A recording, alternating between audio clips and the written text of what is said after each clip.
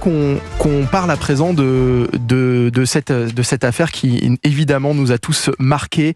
On se souvient tous de la petite Camilla décédée à l'âge de 7 ans, mortellement percutée à Vallauris.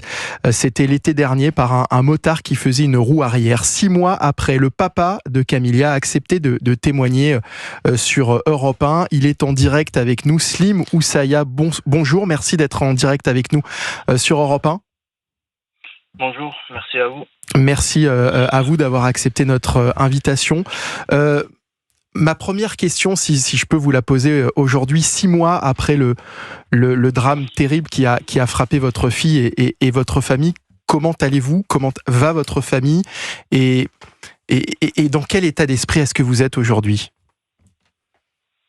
On va dire comment on va, c'est compliqué en fait. C'est quelque chose sur laquelle personne n'est prêt en fait. On sait tous que la vie, il y a un début pour la vie, il y a une fin. Logiquement, c'est toujours, on dit les parents, les grands-parents, tout ça qui partent en avant, mais quand tu perds un enfant, on l'imagine pas, on s'attend pas, on se comporte comme si on était éternel sur cette planète, mais un accident comme ça nous met une claque en fait. Et le problème, c'est derrière. On vit avec les souvenirs, on vit avec les mais, on se dit si c'était pas là, si c'était pas arrivé, c'est terrible en fait. Ce qu'on comprend pas d'après un choc comme ça, c'est que on sera jamais les mêmes en fait.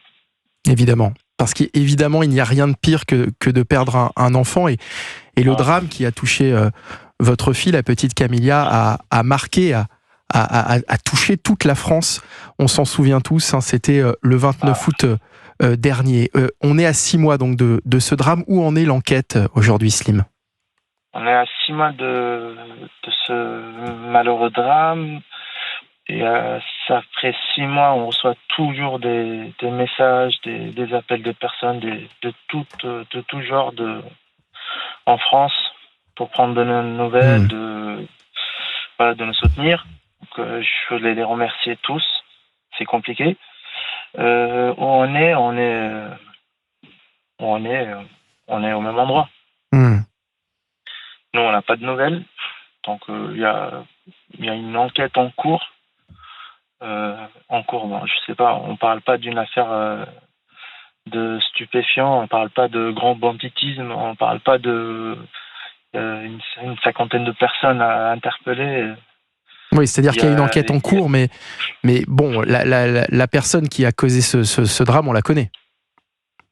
On la connaît, on connaît les faits, on connaît le pourquoi du comment, on connaît où, quand, on connaît tout, on sait tout. Voilà. Est-ce que vous avez une date de prévue pour le procès? Non, rien du tout. Rien du tout. Est-ce qu'on vous explique, est-ce qu'on vous dit pourquoi est-ce que ça met autant de temps? On nous dit que l'enquête prend du temps. Voilà. On dit qu'il y a plusieurs affaires en cours, donc ça prend du temps. Et apparemment le système fonctionne comme ça. Ouais. Voilà. Qu'est-ce que vous ressentez aujourd'hui, Slim? Je sais plus si on ressent quelque chose. Je sais plus. Vous vous sentez alors et c'est important, vous avez eu raison de le dire au début de cette interview. Vous avez parlé évidemment des nombreux messages de soutien que vous continuez de recevoir 6 mois après, et c'est aussi important de le dire parce que c'est vrai qu'on parle souvent de violence, on parle d'ensauvagement de la société, mais l'humanité, elle existe encore aujourd'hui, heureusement, et les messages que vous recevez aussi le prouvent, c'est-à-dire que ce qui est arrivé à Camilla, ce qui est arrivé à votre fille, a touché beaucoup de monde. En fait, tout le monde s'est senti en danger à ce moment-là avec cette nouvelle. En fait, tout le monde s'est senti en danger et tout le monde s'est senti fragile, en fait. Pourquoi? Parce que je pense qu'on a des lois qui sont plus à jour. On a un système qui est pas sur la même longueur d'onde que le peuple. On a un système d'un côté, on a le peuple de l'autre côté. On vit sur 2 planètes différentes. On n'est pas coordonnés.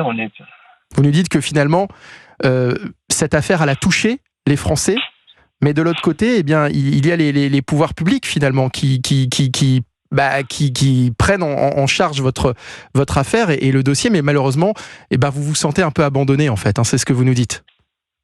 Alors les pouvoirs, je veux pas mettre la faute sur les juges ou sur les enquêteurs ou qui que ce soit en fait, mais en fait je mets la faute sur le système lui-même. C'est comment aujourd'hui on peut expliquer que ça prend autant de temps une affaire comme celle-là. Pourquoi elle prend autant de temps? Vous voyez, donc il y a quelque chose. Et le système, il est pas. Je sais pas s'il est pas à jour, s'il est pas bon.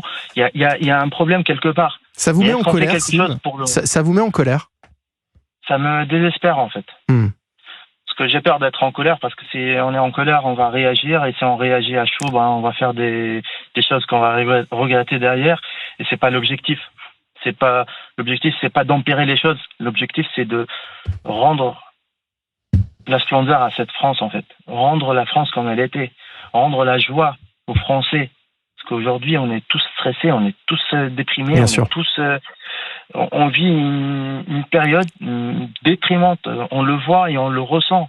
Géraldine, vous comprenez la détresse de Slim qui a vécu un drame terrible et qui aujourd'hui, on le laisse dans l'attente en fait, sans lui donner d'explication. Et moi, je trouve ça vraiment terrible en fait. Et évidemment qu'il y a certainement une enquête, et évidemment que la justice ne peut pas être instantanée, que les choses prennent du temps, mais qu'on laisse ce père de famille qui a perdu sa fille sans explication dans l'attente.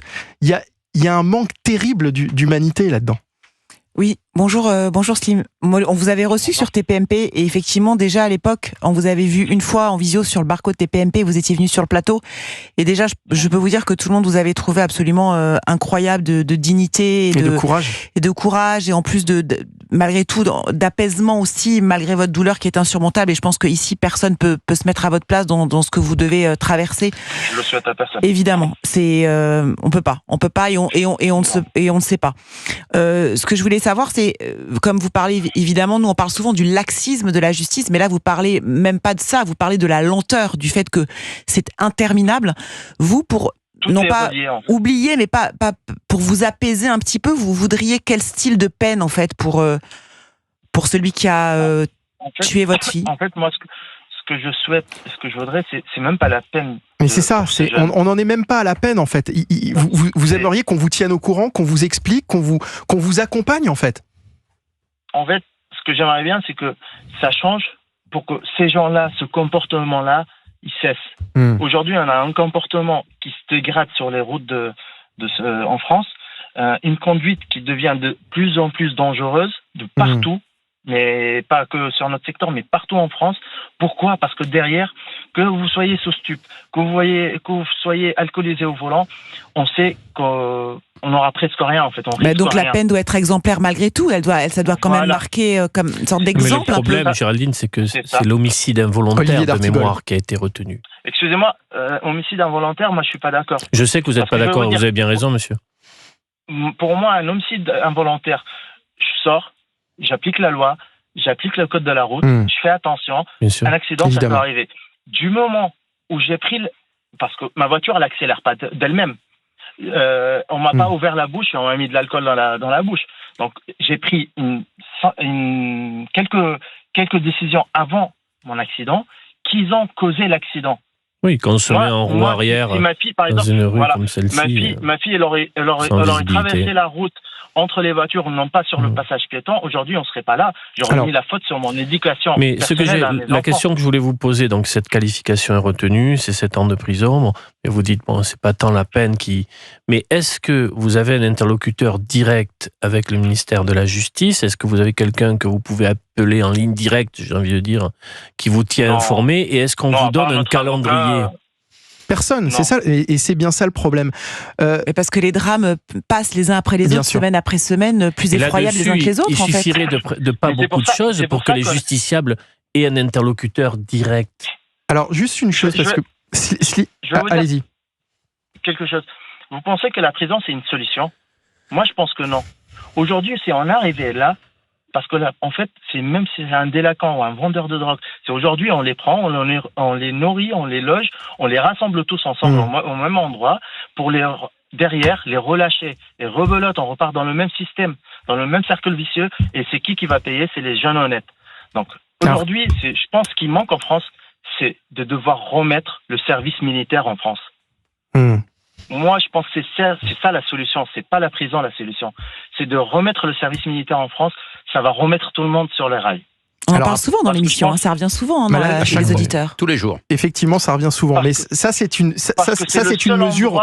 Ça va recadrer tout le monde, en fait. Mais ça, c'est une mesure préventive. Après, il y a une peine qui devra être prononcée à l'encontre de la personne qui est responsable de la mort de votre fille.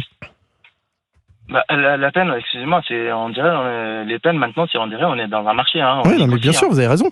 En fait, on annonce 7 ans, la peine maximale, et derrière, en fait, le jour du procès, qu'est-ce qu'on va faire le jour du procès? On va tout faire pour trouver des excuses. On comprend va pas dire, voilà, il y a A plus B égale à C. On va dire, ah non, il a fait, mais voilà. Et derrière, on va faire que réduire. Les gens, en fin de compte, ils s'en sortent bien. On comprend que c'est tout un système que vous remettez en cause aujourd'hui, Slim. Merci en tous les cas d'être avec nous cet après-midi sur Europe 1 et d'accepter de témoigner. Il y a quelques mois, Slim, vous aviez mis aussi en lumière les problématiques liées à la départementale sur laquelle le drame a eu lieu. Vous aviez alerté sur le fait que des accidents avaient déjà eu lieu dans le passé. Qu'en est-il aujourd'hui? Est-ce que des travaux ont eu lieu? Est-ce que les choses ont changé depuis 6 mois? Non, il n'y a rien du tout. Bon, il y a la municipale qui fait des contrôles de radar plus souvent, plus régulièrement, mais en fait, niveau infrastructure sur cette départementale-là, il n'y a rien qui change. Rien n'a changé. Rien qui est mis en avant pour réduire les risques en tous les cas. C'est pas, excusez-moi, mais c'est pas les radars, les contrôles de radar qu'on fait 2-3 fois par mois la nuit qui vont réduire le taux de. Parce qu'il n'y a même pas de radar fixe, c'est des radars mobiles. Non, il n'y a rien, il n'y a même pas d'indication il n'y a rien pour. De toute façon, c'est une route où moi j'habite sur cette route depuis 2012. Et depuis 2012, je peux vous dire que l'été, si vous n'avez pas de clim, vous dormez pas. Si vous n'avez pas les fenêtres fermées, vous dormez pas. La nuit, toutes sortes de motos, voitures, c'est une ligne droite, donc tout le monde trace. Et on ne parle pas d'un excès de 10 et de 20 km/h sur cette route-là, c'est des excès qui arrivent parfois à des personnes qui roulent à 100, à 90 facilement.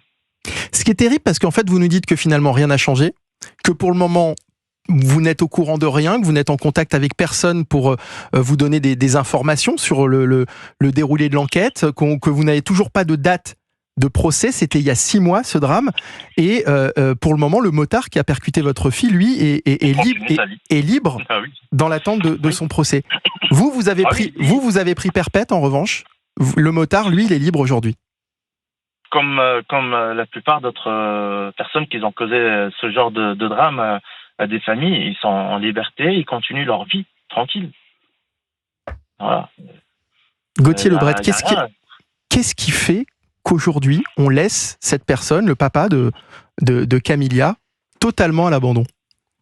L'état de la justice en France. Moi, j'avais été très choqué quand ce motard n'avait pas écopé de la détention provisoire et qu'il avait pu repartir du tribunal libre dans l'attente de son procès. Oui, ça fait 6 mois qu'il est en liberté. Ben voilà, il n'y a pas eu de détention provisoire, donc il va être en liberté jusqu'à son procès. C'est la justice, c'est la justice du pays. Je sais pas, il y a eu une affaire aussi où il y a 2 jeunes qui ont poignardé un autre jeune qui est mort. Bien sûr. Dernièrement. Bien sûr. Elias, vendredi dernier, il y avait pile une semaine. Ils étaient libres. Ils étaient libres, ces 2 jeunes-là? Libres. Voilà. Ils avaient interdiction de se voir, ils vivaient dans le même immeuble. Voilà. Et leur comportement, il est beaucoup plus dangereux que le comportement du motard. Donc, ils étaient où? Ils sont libres. En fait, aujourd'hui, on a plus peur d'être une personne honnête qu'une personne dangereuse. Plus vous êtes tordu, mieux vous portez avec le système aujourd'hui. Ça, c'est le ressenti, en fait. Gauthier. Et plus vous êtes carré, plus on vous tape sur les mains. Le jeune Elias a été tué par 2 personnes qui avaient déjà été jugés pour vol avec violence. Ils ont été jugés en octobre dernier. Mais le système judiciaire, la loi, la césure, ce qu'on appelle la césure, c'est une réforme de Nicole Belloubet, votée par Éric Dupond-Moretti, soumise aux voix par Éric Dupond-Moretti en 2021. Donc c'était pas il y a 10 ans, il y a 20 ans. Non, c'était il y a 4 ans. Il y a 4 ans. On connaissait déjà la violence des jeunes il y a 4 ans. Et la césure fait en sorte qu'on vous juge dans un premier temps et on vous donne votre peine quand vous êtes jeune 6 à 9 mois plus tard. Et donc, ils devaient connaître leur peine en juin. Et en attendant, ils étaient dans la nature. Et en attendant, ils ont tué un jeune, Elias. Voilà. Slim, vous souhaitez ajouter quelque chose ? Honnêtement, non. Est-ce que vous êtes toujours en contact avec le maire de Vallauris ?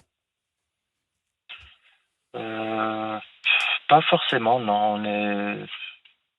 Là, jusqu'à aujourd'hui, moi, honnêtement, j'ai pas repris encore mon travail, donc j'arrive pas.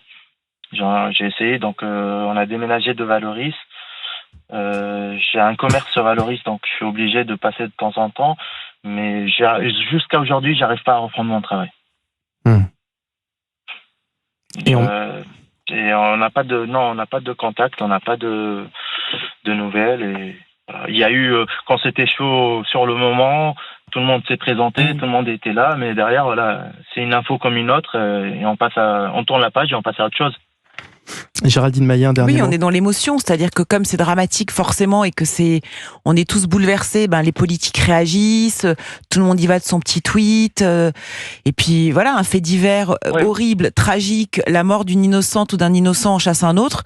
Et voilà, et monsieur nous explique qu'il attend, qu'il a plus de contact avec personne, que la fameuse route, même problématique, n'a même pas été réparée. Enfin, c'est-à-dire que c'est jusqu'au bout une sorte de foutage de gueule et vraiment indigne. Et c'est indigne. Le mot, Géraldine vient de le dire, il y a une forme d'indignité finalement des pouvoirs publics sur ce drame, Slim. C'est normal parce que ça va pas apporter de l'argent. Tout simplement. Le système aujourd'hui fonctionne, c'est simple. Soit vous lui donnez d'argent, soit il s'occupe pas de vous. Le système, il a besoin de récupérer de l'argent. C'est tout ce qu'on fait aujourd'hui. C'est un problème, on va augmenter les impôts. C'est un problème, on va doubler les amendes. Alors après, il y a un problème qui est autre aussi et qui est lié effectivement aux problématiques que Gauthier évoquait par rapport à la justice et à la lenteur aussi de la justice. Mais évidemment, on vous laisse dans l'attente et il y a quelque chose qui là-dedans est indigne et inadmissible. Merci beaucoup Slim d'avoir été avec nous sur Europe 1. Merci pour votre témoignage toujours très digne et plein de courage. Merci d'avoir été avec nous. Et édifiant. Merci à vous. Merci beaucoup.